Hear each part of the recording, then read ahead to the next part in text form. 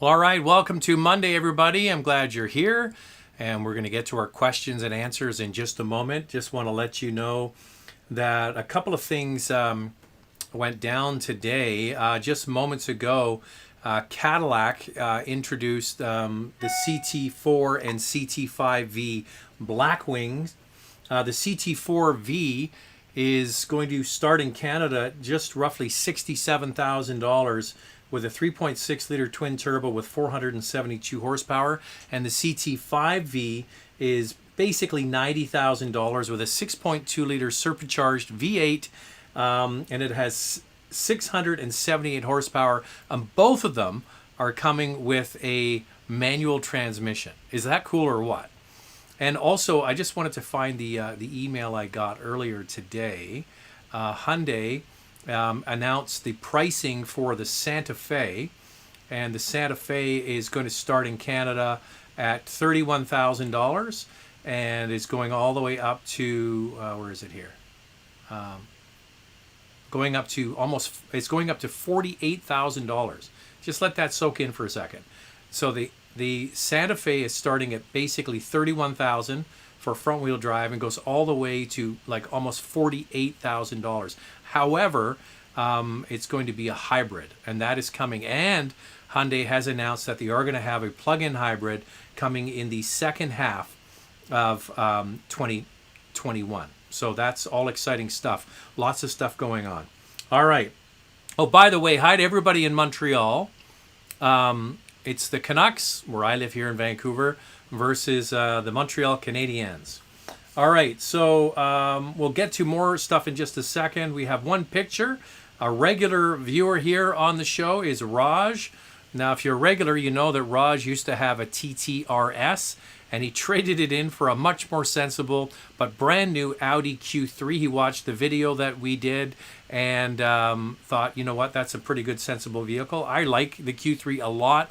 In my opinion, it still is the one to beat if you're looking for small utility, considering the price. Okay, what else is coming up? So the vehicle that drops tomorrow, the video that drops tomorrow is another one of our comparisons. That's the Hyundai Palisade and the Toyota Highlander. And then on the weekend, it's going to be the Audi A4, followed by the XC30 Turbo, the CX30 Turbo, I should say. Then the XC40 Recharge, that's the electric vehicle from Volvo, the new Hyundai Elantra, the Sonata, the CX-5, and the BMW 330e are just some of the things that are coming up. Okay. So once again, don't forget to sign up to Car Cost Canada using the promo code MOTORMOUTH. This is a good time to have a look and see what's happening. If there's any new models coming out, then you can get a really good deal on the outgoing model. All right. Barrick isn't first up today. That's a first, isn't it? Good evening, Zach. Great review of the 2020 Subaru Outback in the Yukon. That's the exact trim I'm interested in, but concerned about the CVT. What are your thoughts about it? Thanks. So the one that I drove when I was in the Yukon, by the way, if you've never been to the Yukon in northern Canada, it is spectacular in the winter. It's just absolutely stunning in the summer. And I highly recommend, if you're going to be vacationing when we can start to travel again, to go to Yukon territory. It's absolutely beautiful. So it was the new Outdoor that comes with the turbocharged engine. If I was buying an Outback, I would get the turbocharged engine. So it's on the Outdoor and the Limited, I believe. And Premier. Is there Premier on the Outback? I'm trying to remember. But they come with a CVT. Now, one thing I will say is the CVTs from Subaru are in-house proprietary units. They're not developed with any other manufacturer or any other supplier. It's their own system. And I think that they do a really good job, especially with the higher torque engines like the turbo in the Outdoor. I mean, you can't get away from CVTs in some brands. You can't get away from it with Subaru. So I would say, yeah, I'm not too worried about it. If you like the product, give it a shot. John is here saying, have you seen the new Corolla Sport Wagon on YouTube? Wonder if it'll come here. Also, which model used Cayenne is best to buy for $25,000 or less? So I would say the Corolla Sport Wagon is not going to come here. People are not buying station wagons. They're buying small utilities. It's utilities, utilities, utilities. At the end of 2020, let's think about this for a second. At the end of 2020, car sales, sedan sales, hatchback and station wagons had shrunk to only 20% of the market. 80% of the market now in Canada are SUVs and trucks. That's what people buy. That's what people want. So for a car manufacturer like Toyota to say, oh yeah, we should make a wagon for the North American market. No. People want more SUVs, unfortunately. Joey's here. What are your thoughts on the CT4 and CT5 Blackwing? I saw that they were unveiled formally today. Yeah, so the CT4V is the old ATS-V engine, which is the 3.6-liter twin-turbo V6, 472 horsepower and 450 pound-feet of torque. Amazing engine, really good. And you know what? You could say, well, why didn't they update it and come up with something more? Trust me, that is going to be just fine for that car. And then the 6.2-liter supercharged with 678 horsepower and 659 pound-feet of torque, and both cars with a manual transmission, the CT5 and their rear-wheel drive. So these are highly tailored car to enthusiasts who also want to go to the track. And just, I can't wait to drive one. Oh, by the way, I got an email from Cadillac said that they are going to have press units available. Which one I'm going to get here in Vancouver, I'm not sure, whether it's the 4 or the 5, but stay tuned for that. Barry is here saying, I noticed that hybrid vehicles seem to have electronic CVT. How is that different from a regular CVT? I really don't know the answer to that. The CVT is there, and then you have the electric motor for the front-wheel drive component for, say, a Toyota, because the all-wheel drive is made by adding a second motor in the back. That's a good technical question for an engineer. I'm sorry I don't have the answer for you. Go Habs Go from Montreal. We mentioned it in the last couple of weeks. In the province of Quebec, they have an 8 p.m. curfew, meaning you got to be in your house at 8 o'clock unless you have, an emergency, you're going to work or walking your dog. And so people are at home consuming content. So there you go. I'm glad that you guys are here from Montreal. Got a note from one of the viewers of the channel that lives in Paris, and their curfew is 6 p.m. in Paris. Crazy, right? Raj is saying, really like the products they are producing. They really look great. I think they do too. I think Cadillac has some excellent stuff. What are your opinion on the Tesla Model S and X refresh? I saw more on the S than the X. They needed to do something with these cars. They've been sitting around way too long, and they're not selling particularly well. Obviously, what's selling is Model 3 and Model Y. Model Y is certainly going to be the one that most people are going to want. As I mentioned just a moment ago, 80% of the market now is to utilities. Large cars typically don't sell that well. Now, the reason why the Model S sold particularly well is because it's the only one you could get. And then the Model X sold because it was the only SUV you could get. But now that people can get the less expensive models, that's really what they want. I'm not sure you saw the articles that were going around about the full end-of-year profit for Tesla only came at the expense of tax credits. So car companies that don't have electric vehicles in their portfolio, in certain states, I believe it's 12 states in the United States, you have to buy tax credits in order to qualify to sell vehicles in those states if you don't offer electric. Now, because Tesla only offers electric, they sell excess credits to other manufacturers. And the profit from Tesla was basically on the back of those credits. If you took the credits away, then the company wasn't profitable at all in 2020, which begs the whole question, why is the share price so high? It's still a conundrum. I can't square it in my mind why a company that makes 500,000 cars doesn't really make a profit selling those cars can offer or has a share price at what it is. Everybody's betting that they're going to be the dominant player in EVs over the next 10 to 20 years. Not entirely sure about that. We're going to have to wait and see. What are your thoughts on the Q50 and the drive-by-wire system? I've never really had any issues with it. A lot of people didn't like, they thought it was vague feeling. I thought it was fine. I've actually had a Q50 recently when I was in Toronto shooting some stuff for Motoring TV. I did something for, actually they gave me a Q50 to drive while I was there, and I drove it, and I hadn't driven one in a while. And Josh can chime in on this because Josh from Montreal has a Q50, and I really enjoyed it. It was a really nice car to drive, and it'd been a while since I'd driven one. Gears of Woe. Now that's a good name. I really like the smooth instant response of single speed reduction gear in an EV. How would you compare it to a CVT, automatic or even manual transmission for someone who's never driven one? Well, there is no comparison. I don't think there is. That's the problem. There really are like apples and oranges. There isn't anything that has that instantaneous snap that you get from an EV. It just doesn't compute in any other form. So I'm not sure. That's probably the best way to describe it, is there is no comparison. Wrist check and also subscriber sip. What I'm wearing today is I'm wearing a Tudor Submariner. This is a mid-90s version. And a subscriber sip. To get on to Jack. Jack, are you there, Jack? Yeah. Well, what's going on? How come no beer? How come no sports update? Has the second period started for the Canadiens? Yeah, it's 3-1. 3-1 still. He's gone to get the beer. Okay. We'll get that subscriber sip in a moment. What's the best electric car right now for the average person? I truly believe that the Chevy Bolt is hard to beat. Has over 400 kilometers of range. It has, you don't have to buy the top Premier trim.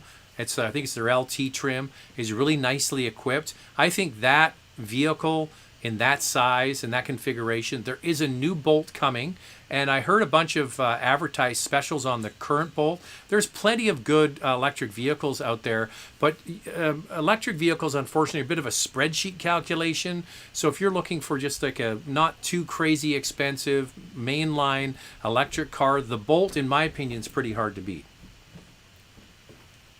Jack, have a seat. It's Stella o'clock. So who's going to win tonight? Which game? The Canadiens. Probably the Canadiens. You think so? What other game is there? Suns. Oh, the Suns. How are your Yeah. Suns doing? Well, playoff spot right now. Really? It's early, but yeah, it's good. It is early. Who's going to win in the Canadian division in hockey? The Canadiens. Not Toronto? Well, or if they do, they're going to lose to the Canadiens in the playoffs, I think. Okay. So All right. That's that. I know lots of Canadiens fans on here, aren't there? Yes, a lot of people from Montreal watch this. A lot of people watch this, Jack, because they have a curfew. They have to be home at 8 o'clock. That's why. All right. So I'll do the subscriber sip. If you're new here, I take a sip and you subscribe. That's refreshing. Okay, we have 180 people on board right now and only 37 thumbs up. Give a guy a thumbs up, would you? Oh, somebody asked a moment ago about the best Cayenne to buy for $25,000. I would say the first gen Porsche Cayenne, but the after the facelift. So they brought out a facelift in 2008. So the 2008 to 2011, I believe it was, or 2010 Cayenne. So the first gen, but the second iteration of that is the one that you want to buy, and with the VR6 engine. It's not going to be the fastest vehicle out there on the road, but it is that VR6 setup is quite a very reliable. You have to check out the transfer case can fail on that. But you know what? They're really, you can easily get one for under $25,000. And keep an eye out for, a nice example with not crazy miles on it. And if you maintain it and look after it, it will run for a long time. Claudio, hey Zach, what vehicles do you recommend for a subcompact SUV with all-wheel drive for the budget conscious? I'm a big fan of the Kona. I think the Kona all-wheel drive is a great product. And the Seltos, the Kia cousin to that, I think those are both really good products. Hey Zach, how's it hanging? If we can make cars that drive and park themselves and have rockets that can land automatically on a barge in the ocean, why can't someone invent a heated windshield? Well, there is a heated windshield. It was the first vehicle I ever remember seeing it in is in the Land Rover products. Land Rover products. There's a very thin element of wire that runs through the windshield. Also, was it the K5? Was it the Kia K5? I'm trying to remember now what vehicle it was. It might have been the K5 that had an element in the windscreen. So yeah, they do exist. So the problem is when you look at through the windscreen, sometimes your eye catches the very, very thin hair. It's actually thinner than a hair, but sometimes it catches and your focal length tries to adjust to it. But yeah, they're out there. 3-1 Habs after the first period. Go Habs, go. Oh wait, Jack. William Yee wants to know, what's your Super Bowl pick? Chiefs, but I want Brady to get another one. He wants Brady to get another one. It's 4-1. 4-1. It's 4-1 now. Oh, this is not good.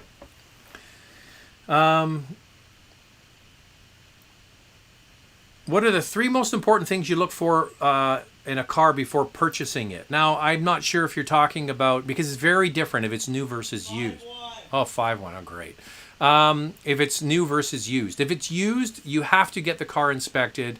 You have to get a Carfax report. And, yeah, and basically your buying condition, okay? So that's used. Those are the most important things. For new, it comes down to, do you like to sit in it and use all the functions? You would be surprised how many people buy a vehicle and then they email me complaining about something in the car, and I'm like, did you take it for a test drive? And you know how often the answer is no? More often than not. It's quite shocking. So I think you look for in a car before you purchase, is it comfortable? Do you like where everything is placed? Because those things that drive you crazy will not change. So there's a couple of things to think about. It's 5-1, and Holtby might be getting pulled. It's 5-1, and our Canucks goalie might get pulled. That's not good, Jack. Looking forward to the Palisade Highlander comparison. Yeah, that's dropping tomorrow. Harley Chow is here. 2018 RDX, or save a bit for a 19 RDX. I can't afford a 2020 or newer. I believe, Harley, that with the what year did the new model come in? I believe it was 18. So yeah, I don't see a problem getting an 18. There's not going to be any. If it's the new version that came out, I think it was 18. Going to be no difference between 18 and 19. A mechanic friend of mine told me reliability is irrelevant when deciding on a modern car. Cars either start or they don't, were the exact words. What do you say to him? Well, I don't quite understand what he's saying. Reliability is irrelevant when deciding on a modern car. Cars either start or they don't, were his exact words. What would you say to him? I think what he's basically saying is, when was the last time you saw a car broken down on the side of the road? Like when I was a kid growing up, you would drive along the highway and you'd see a car with its roof up and a tow truck. You might see that now and again for like a flat tire or a wheel falls off, something like that. But reliability, meaning, is the car going to continue to drive? Yes. Modern cars have the ability to preserve themselves and get you where you need to go. Sometimes they'll go into limp mode. They call it limp mode, where the engine has detuned the power basically to get you where you need to go. So I think that's what he means by there's very few cars that just will leave you stranded on the side of the road. Either it's going to start or it's not going to start. Does that make sense?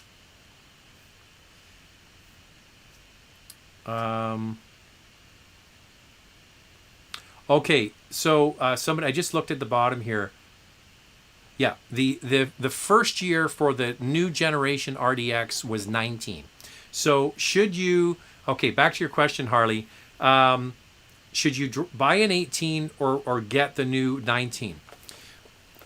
My honest answer is, if you buy a nice example of a 2018 Acura RDX, that thing will run forever, okay? 3.5 liter, 6-cylinder engine, 6-speed automatic transmission. A lot of them came really nicely equipped. They didn't have some of the creature comforts. I'm trying to remember what was missing on something. Can't remember exactly.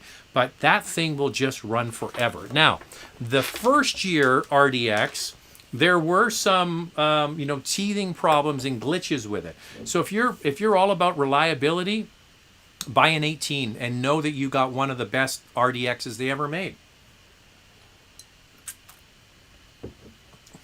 Okay.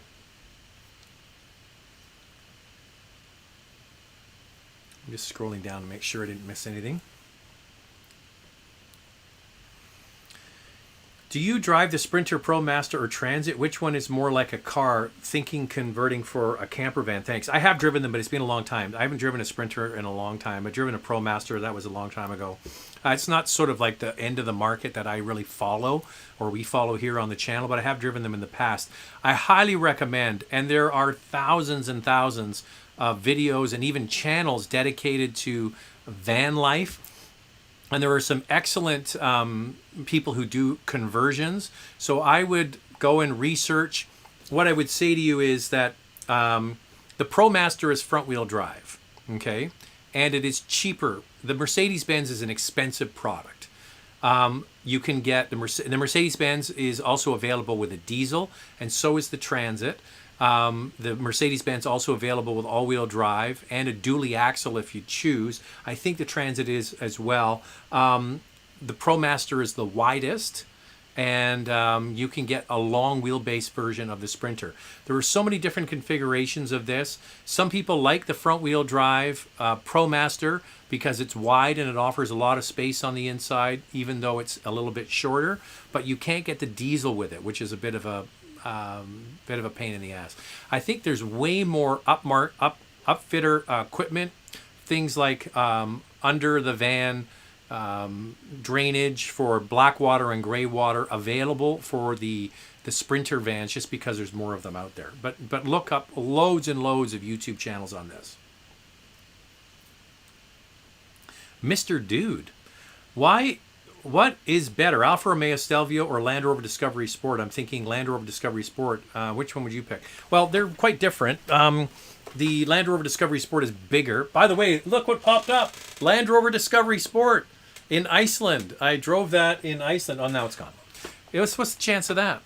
The Discovery Sport is bigger. Okay, the Stelvio is smaller. And if you're, what are your priorities here? If it's handling and feedback and fun to drive, the Alfa Romeo, absolutely all day long. If you're looking for more functionality and all of those sorts of things, then the Land Rover is going to do it. So you have to decide which one is more important for you. And the Land Rover can also be equipped with a third row of seats if you want it.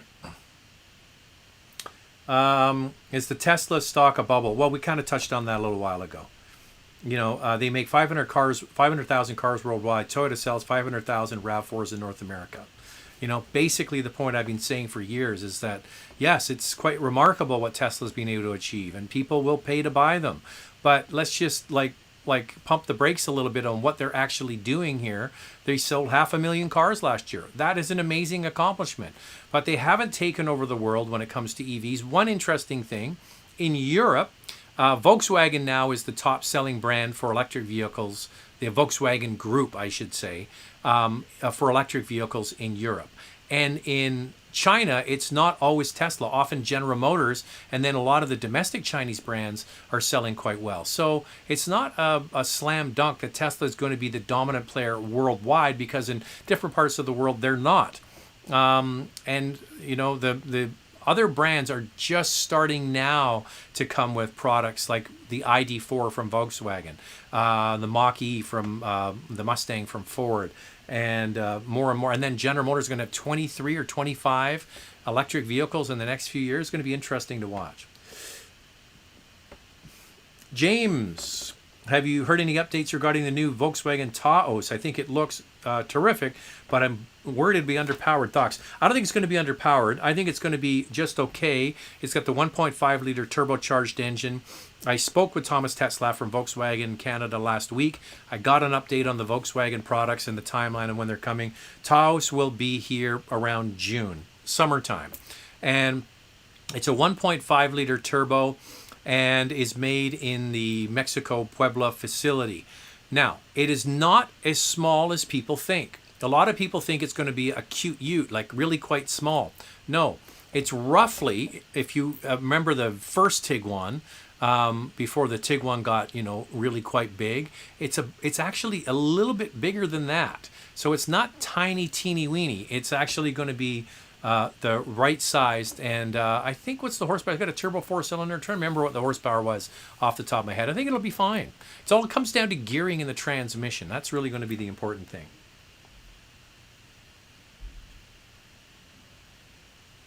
Zach, do you sometimes feel like you have a soft spot for American luxury brands, especially Cadillacs?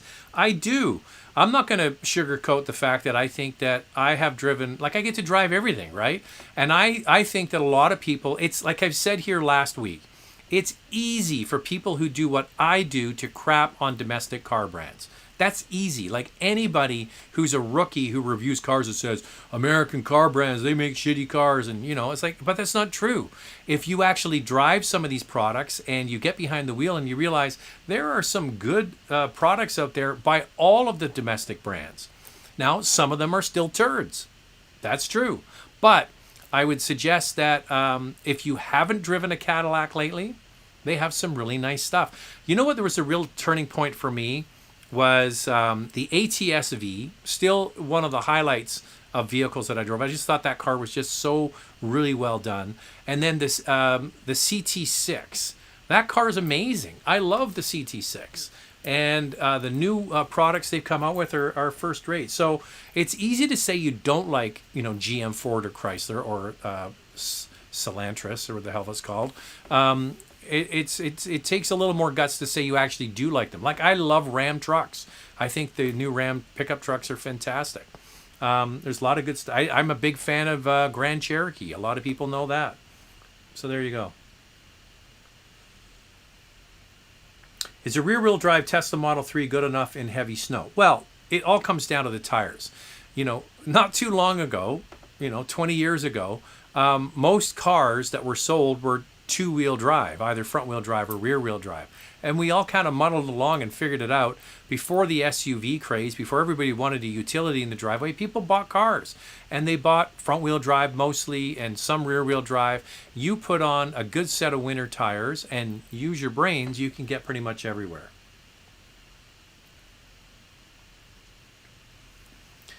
Are there any cars that have been discontinued in America that are still available in Canada? Well, a couple of Mercedes off the top of my head. The Mercedes A35, the AMG 35 hatchback is available in Canada. The C-Class wagon is available in Canada. What else is... there was one that popped up today. I was speaking to Brian Chow from Everyday Reviews, and the X3... E, the plug-in hybrid, is available in Canada, not available in the United States. There were some anomalies like that. And I believe there were lots of different cars that came to Canada, a lot of them smaller, like the Yaris, when it first came, was not sold in the States. The Smart Car was sold in Canada for many years before the United States. What else was there? The B-Class from Mercedes-Benz was sold in Canada before the United States. There were quite a few differences. The Micra. How much should one pay as a down payment for a car costing 20 grand for max benefit? If you're financing, I don't think it really makes that much of a difference. If you're leasing, I don't believe in putting a big amount of money down on a lease. I'm not sure what your... I'm not sure if you're leasing or buying.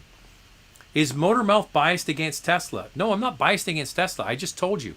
What they've been able to accomplish is nothing short of miraculous. They've been able to get people to spend a lot of money on an electric car. But let's just call it what it is. They have sold 500,000 electric cars last year. As somebody pointed out, there are factories by major car brands that make that many cars out of one factory, and they have multiple factories around the world. When you have a company like Toyota that sells over 10 million cars a year, Volkswagen Group over 10 million cars a year, General Motors close to 10 million cars a year, and Tesla is worth more than all of them put together, that doesn't add up. It's just called common sense. Any news when Toyota will release images of the Toyota 86 and Subaru has with the BRZ? Yeah, stay tuned. They are so tight-lipped when it comes to what they put out. Why do so many used Porsches have beige interiors? Why, they don't age well. and a pain to keep clean. Not sure why people spec them in beige. I would say probably more for SUVs. Yeah, you see a lot of like blue Cayennes with beige interiors.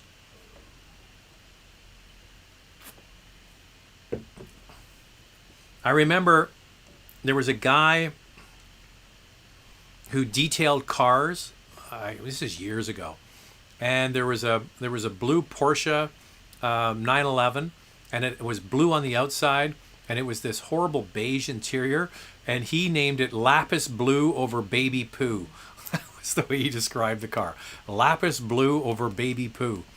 Yeah, I'm with you. I'm not a big fan of it. However, I will say I had a Porsche 993 Carrera, was black, and it had what they called then cashmere interior, which was the tan interior.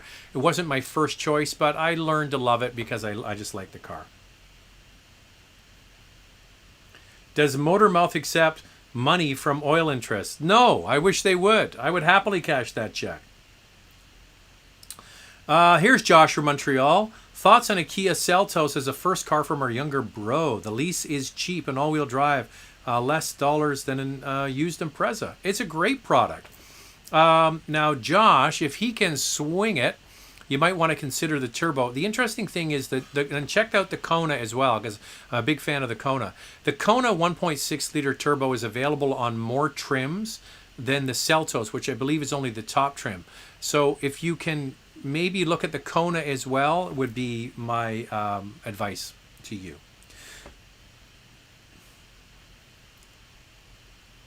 Hey, Zach, good evening. What are your thoughts on buying a car at a dealer and its recovered history? I'm not a fan of this. I just think that there's, don't be in a rush. Look for the car that has the best overall condition. And, because you got to remember, they have to discount that car to sell it to you. Then you have to discount that car to sell it to somebody else.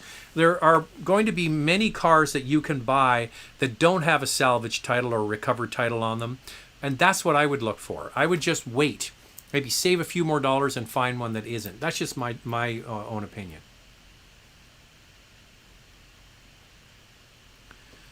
One car you have to daily for the rest of your life. Well, I've been asked this several times, and the answer is the same every time. It is an E39 BMW M5. That for me I would be really happy with that. Now, I need a big, thick wallet to keep it running. But if I had an E39 M5, yeah, I could live with that. What are the best tactics to upgrade a car while on finance or lease? Okay, first of all, you have to sign up at carcostcanada.com, become an expert member. Use the promo code Motormouth when you type in the promo code, and you get extra searches. So what are the tactics to update a car while on finance or lease? So a lot of times a lease company, the finance arms, will bring your lease forward. BMW is notorious for this. The high-end brands do this quite a bit. You can get in touch with them and say, hey, I'll release another car from you if I can bring my lease forward. And a lot of the premium brands do that. You have to, if you're financing the car, really figure out what you owe on the car still. The problem with a lot of people is they do these long terms for financing, and they are what's called upside down, meaning they owe more than the car is actually worth. And so you have to really go in and crunch the numbers. It's not easy for me to say off the top of my head because every situation is different. If you lease a car and you want to get out of it, you can also put your lease up and someone can take it over. You can use a service like leasebusters.com to do that, and then you can get out of your lease and then start again.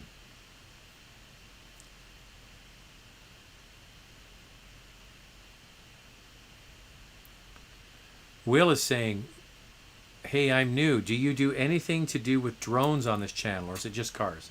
Just cars. We just drone on about cars, but no drones. Elon says he will grow 50% per year for the next several years. He sold 500,000, 376 in 2019, so 750 or more in 2021. He has capacity to build 1.1 million. Well, that's great. Let's see. Let's see if he does. But if you take away the tax credits that he received last year, the company made no money. That might all be true. What I have found is that the people that follow Elon Musk and follow Tesla are willing to give him as much money as he needs to see that to fruition. So let's wait and see.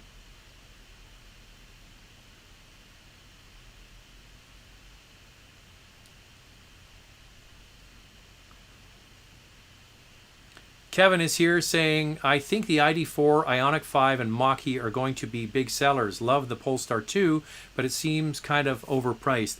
Your son is so wise. Canadians all the way, and I live in Toronto. That's really got to hurt when you say you like that over the Leafs. Yeah, I think that it's going to be very interesting to see what happens. One of the things that big car companies have is they can incentivize sales. Because they can amortize costs over many, many other cars. Like for Ford, how many F-150s do they sell, right? So it's going to be interesting to see how they do it.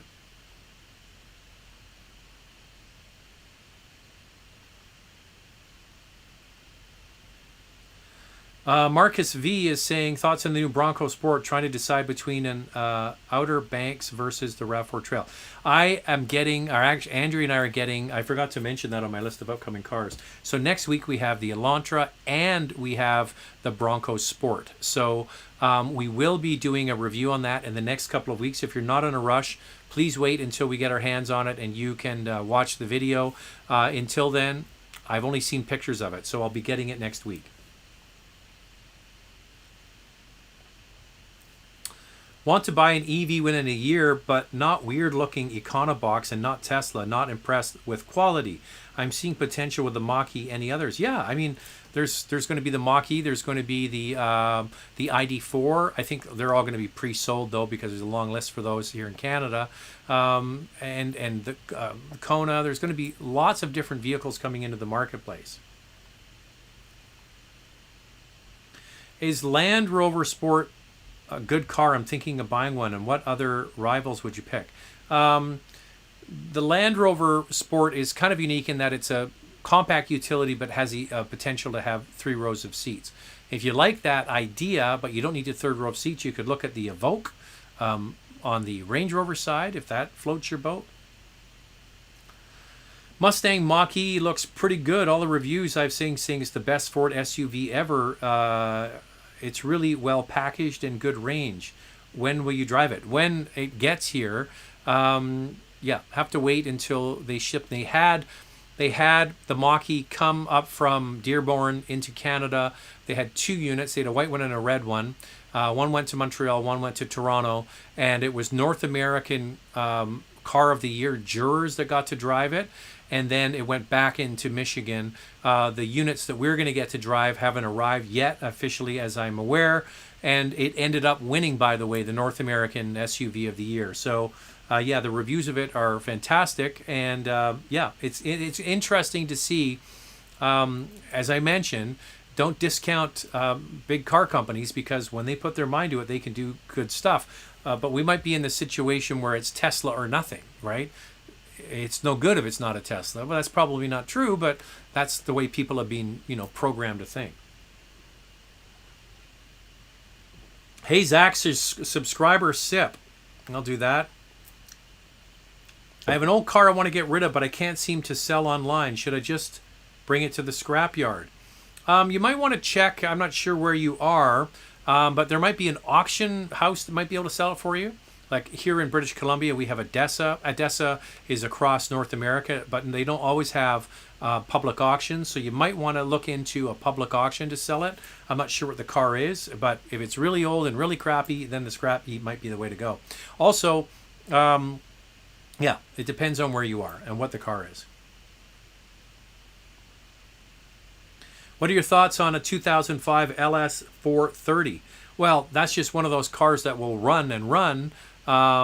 Big luxury sedan like that, there's just not that big a demand for them, but I think it's one of those cars, if you bought it and it was in good shape and you maintained it, it will run indefinitely.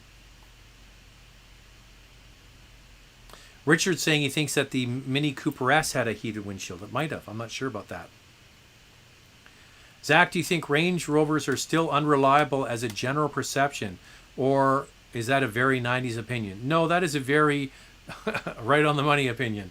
I think that they have improved dramatically. Yes, they've gotten better, but yes, they still suffer. If you look at the quality scores from surveys like JD Power, they're still right down near the bottom. So everybody is moving up. It's just the pace of which some improve is better than others. So yeah, always just keep that in mind. George is saying, do you know anything about Nissan doing the Sentra Cup race series? So in Canada, for the last several years, we had the Micra Cup. So they took their small little hatchback car. That's one of those vehicles that were sold initially only in Canada. And then they had a racing series built around it. Now, Sentra is, first of all, a great car. It's the compact car. But what they're bringing in is a base model manual transmission. And they've decided to replace the Micra Cup with the Sentra Cup. So all of the same races are going to be taking place at Mont Tremblant, Trois Rivières, Canadian Tire Motorsport Park. They're even doing one at Circuit de Villeneuve at the Formula One track. So yeah, it's basically a Quebec, Ontario race series, but they're going at it.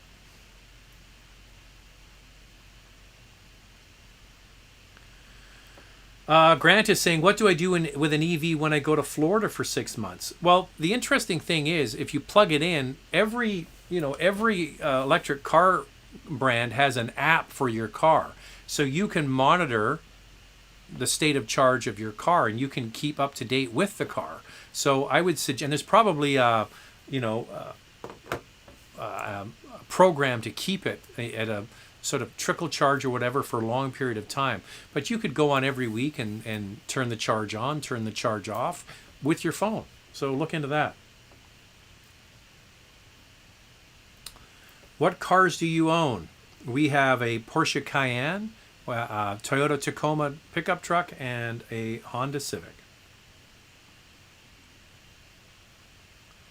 Land Rovers are not as bad as before. I had a Discovery for 3 years with no issues. Great service too from Langley. There you go. That's John. What do you think about the upcoming Tesla yoke steering wheel? I don't know. What do you think?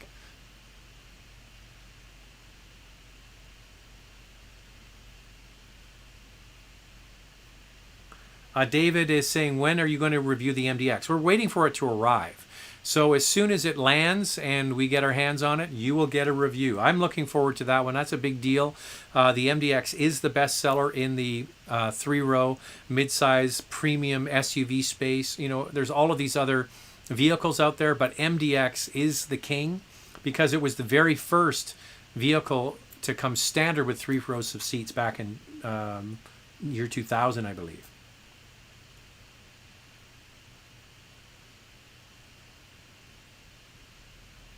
Why don't manufacturers make their mid-row like the RDX? I don't know what that means.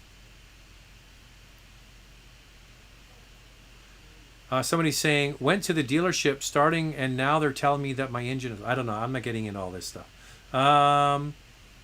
Thoughts on the 2020 Genesis GV70? I think it looks really good. I actually think that one is really... The styling of it is very strong. I think I like it better than the GV80. And, you know, it's going to have... same power plants as the G70 sedan, so we have to wait for it to come.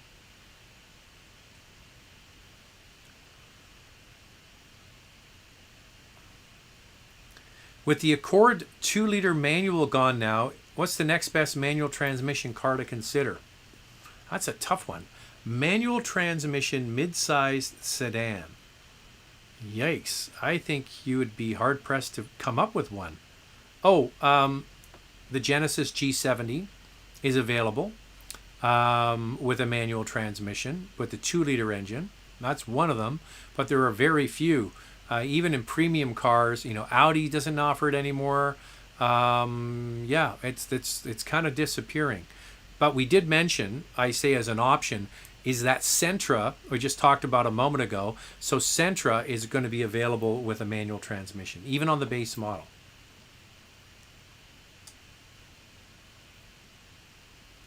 Hi Zach, best SUV hybrid, 50,000 Canadian, is easily the Toyota RAV4 hybrid. Beer in a glass is better. Listen, that's glass. That's glass. That's beer in a glass right there.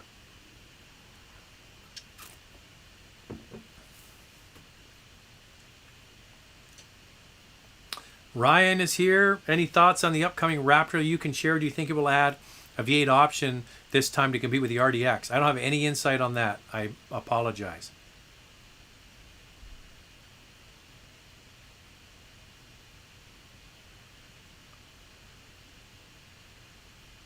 That's a good question. George is asking, will the reintroduced Nissan Versa be successful in Canada? Also, do you know there are several names of the Versa, such as the Sunny, Almera, outside of North America? So this car is almost entirely targeted at the province of Quebec. In the province of Quebec, small cars and base model entry-level cars have been immensely popular for decades. So that's why, you know, the Micra and the Micra Cup based in Quebec made a lot of sense. It's really quite interesting. So when you start in Quebec and then you head west, the appetite for these small little cars goes from quite strong down to almost zero. Now, subcompact car sales have fallen off a cliff over the last couple of years, but also it's been accelerated by the fact that everybody's getting out of it. So, you know, Hyundai has dropped the Accent, Toyota has dropped the Yaris, Honda has dropped the Fit, and so on. So I think Nissan having a car available as a sort of entry-level car will resonate with people, especially in the province of Quebec. So I think good for them, the fact that they actually have a small car, because so many are getting out of the marketplace.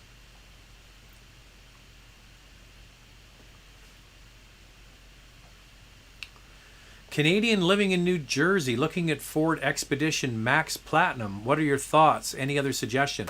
That is the one I like, because I don't like the Navigator. I find the suspension way too soft. However, the Expedition, the top trims, it gives you the adaptive suspension. It's not air suspension, so you get a better suspension, but you don't get that really floaty ride. I think that if you're looking at an Explorer, the jump to go up to an Expedition often is not that great, but you get much better engine with the 3.5 liter 6-cylinder, and you get a way bigger cabin. And yeah, we had a trip up to the interior of British Columbia here in not this summer, the summer before, and our friends, their car broke down, and we had to pile all of their family and all of their gear in the one vehicle, and then we drove up the highway with everybody on board, and everybody had lots of room and lots of cargo space. So I really do believe it's a good product.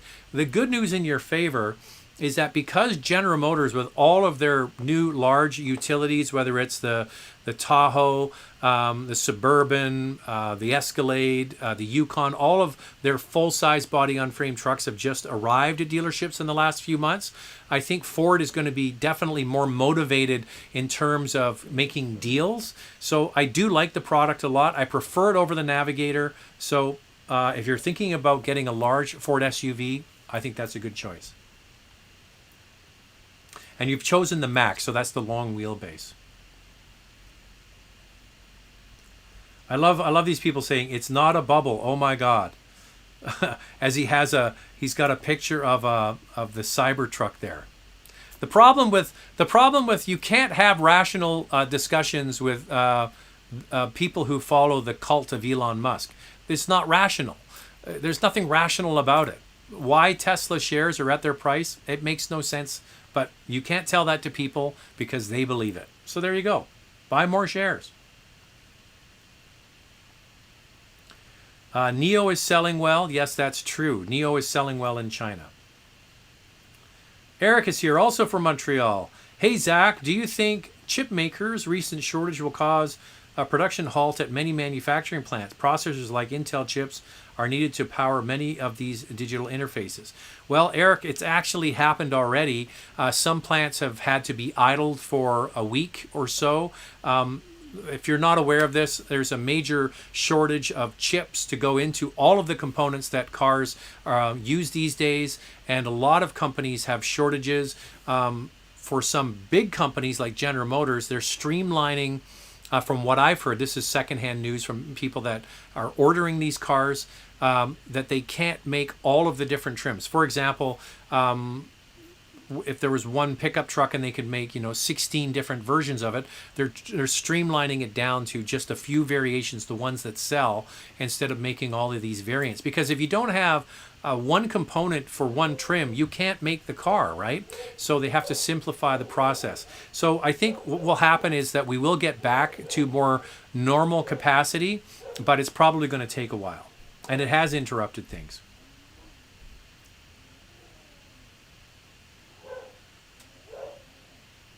Pierce is here. What part of Canada do you live in, and which would you choose, a Bentley GT or a Rolls Royce? Rolls Royce all day long, and I live in Vancouver. And there's I think Vancouver has one of the highest sales percentage of capita of Rolls Royce anywhere in the world.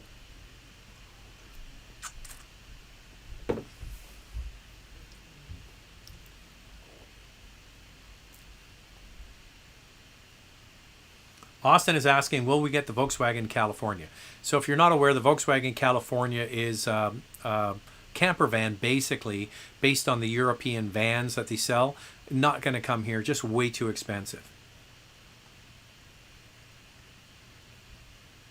Here's a good question. Has your access to car reviews changed significantly since COVID started? Has access to cars to review changed? Well, at the beginning, when COVID hit in March, a lot of car companies overreacted and they stopped making their cars available for people like me to get. A few car companies thankfully stayed the course and continued to offer cars to people, and they obviously sanitized them in between each journalist getting the car. And that continues today. I don't know why they overreacted and pulled their press fleet, because, for example, car sharing programs in this city anyway, you can go online and do one of those car sharings. They didn't stop that. Instead of one person driving a car for a week, there could be 6 or 8 people driving that car in one day. So anyway, I think they kind of overreacted. And then the car companies all brought their car fleets back online. So we do have access to pretty much all of the car fleets here in British Columbia. What really is being a bit of a pain in the ass are the new vehicle launches. Now, some brands are doing an excellent job of having kind of launch events here in each city, and then having access to that car before everybody else, and then putting a video out. For example, we did the Mazda CX-30 Turbo. That video will drop. The embargo is next Tuesday. There's the Volvo XC40 Recharge. The embargo on that is later that week. So some brands have done a pretty good job of it. Yeah, it's the big thing is, when are the cars going to show up? So somebody asked a question a moment ago about the MDX. Well, when is the MDX going to show up? These are the sorts of things that are a bit up in the air. But so far, it's not been too bad. How do you see the new Buy America policy in the U.S. affecting car prices in Canada? It's not going to affect car prices at all in Canada, because we just signed the new North American trade agreement, and the biggest component of that trade agreement for Mexico, Canada, and the United States is the auto sector, and that was all hammered out. So Buy America that's not the case. For example, some cars go back and forth across the border between Canada and the U.S. several times before they're finished. So that isn't going to change. Hey, Zach, how are you? Do you think the Avalon is a better buy than the Lexus LS? I'm contemplating a 05. Okay, we're going back a ways. An 05 LS 430, but I hear the 13 Avalon is better value. God bless you and your family. Okay, so I would say not so much the last Avalon, the 13 that you're talking about. They're all based on the large vehicle platform. So the Avalon and the Lexus and the, not the LS, the ES. Okay, so let's go back and look at this again. So the Avalon and the Lexus ES share the same platform. The LS is totally different. The LS is a rear wheel platform, and the ES and the Avalon are front wheel platform. So I would not compare the Lexus LS and the Avalon. They're very different. Now the 13 Avalon is going to do everything perfectly well. A bit too soft for me, and you know the LS is you know, their top car, their flagship model. If you can find one that's in really good shape, it'd probably be the one that I would choose.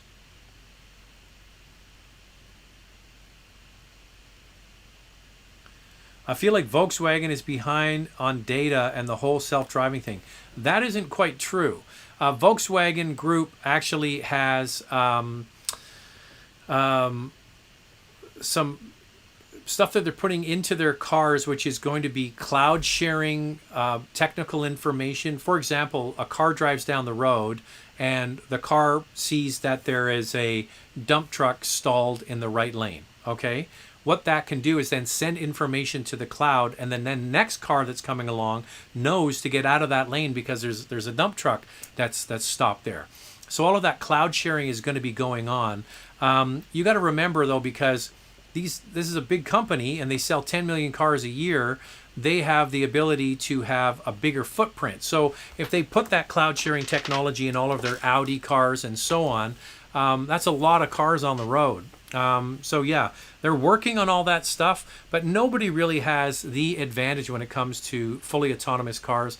You know, it is arguable that the cruise system from Cadillac, or the Super Cruise system as they call it, is quite advanced. Tesla obviously has theirs, but it's not a hands-off system. Cadillac's the only one that has that. So I think fully autonomous cars are not going to be major, and the other interesting thing is the public really isn't asking for it. There's not a whole bunch of people clamoring. I always ask that. I said, this is the question to the answer people weren't asking. It's like, you know, are there loads of people that want fully autonomous cars? Most people are leery of it. But yeah, I don't think they're that far behind. We got our first super chat. What took so long? What company is best to deal with when setting up car reviews and test drives?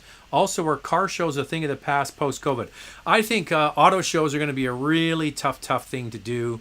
I think there's going to be a couple of like super shows, you know, like Frankfurt maybe, and you know, the Chinese auto shows are still a big thing, because you got to remember that the auto show thing in like China, for example, is a relatively new phenomenon, right?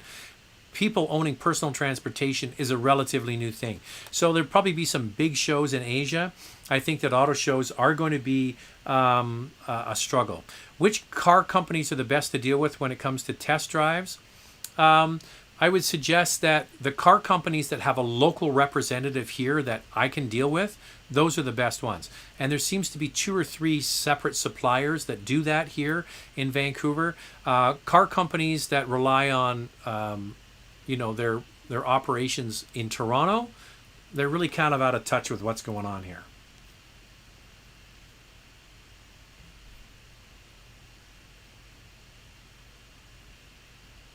Hey Zach, Chris, quick wristwatch check. I'm very excited. Got a Sea Dweller 43. Thanks to my sister's relationship with the AD. Love your videos. Well, there you go. I have a mid-90s Tudor Submariner, and I have a Sea Dweller, but it's the 40 millimeter from around 2000, the 16600. Congratulations. And the fact that you got it is a major accomplishment. So it's not what you know, it's who you know. Oh, there was a huge Haggis this year. Sorry, brother, I didn't see your super chat. Micra baby, my man. Yeah, Nate has a Micra, and he loves it.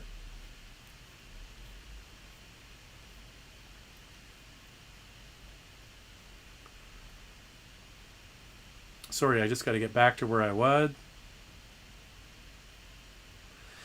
Any plans to drive the Rivian or the Lucid Air vehicles? Or are they too niche to compete with Tesla and the big manufacturers? No. Well, one thing, if you're not aware, Rivian has been underwritten by big car companies like Ford. Invested $500 million, I believe it was at the last count. Amazon is involved, and a bunch of others. And they have a lot of money. And this is a company that's quietly going about what they're doing. Also, they are working with Ford to produce the full electric Ford F-150. So yeah, that is a company I think to watch. Now, Lucid Air, I saw a Lucid Air TV commercial on the other day. Did you see? Have you seen that? They actually have a broadcast TV ad on. I mean, the car looks really cool. So yeah, if I can get my hands on them, I certainly will. But I think that that's why the Tesla or anything thing, I think, is a little bit short-sighted. If you're looking at the long game, I'm not sure. Oh my God, it's 6-1 for the Habs. That sucks. That sucks.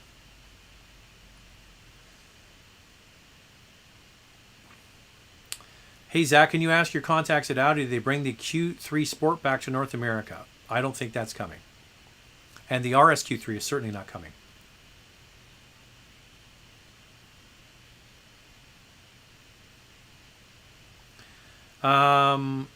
I think the Volvo S60 is one of the best looking cars in its class. Do you agree? Yeah. It's got that beautiful long nose. The wheels are pushed forward. It's got the swept back windshield. It's got a good sized back seat and trunk. It's a very nice looking car. My sister wants to lease her first car in Montreal, Corolla or Impreza. Well, Danny, that's where you have to go on to Car Cost Canada, sign up using the promo code MotorMouth, and drill in there, and what you'll find is not only what the dealer paid for the car, but also any secret rebates or deals, and especially lease rates. Then you get in touch with the dealer, and if you don't want to do it, you can get in touch with Car Cost Canada, and they'll put you in touch with a dealer, and then you go and negotiate your best deal. And that's probably the best advice, is start by knowing what the car costs the dealer to buy it, and then work out a deal with them there. Okay, I'll leave it on this one. What is your next vehicle purchase, personal purchase? I think it's going to be a Boxster S. That's not going to happen right away. As you met Jack earlier, he's a teenager in college. Charlie, my younger son, is still got braces and stuff to deal with. So a luxury toy like that is not in my future right now, but it will be someday again. All right, that's all the time we have. Thanks to everybody that was on board. As a full hour, we'll be back here next Monday. Oh, I forget, before I go, if you want to get a picture on, like, where is it gone now? Like Raj, I lost it. Never mind. I can't find it now. Is that it here? There's Raj's car. If you want to get a picture on, send your pictures to zach@motormouth.ca, and we'll get the pictures on each and every week. Thanks to everybody that tuned in today and asked questions. I'll check back with you next week. Take it easy.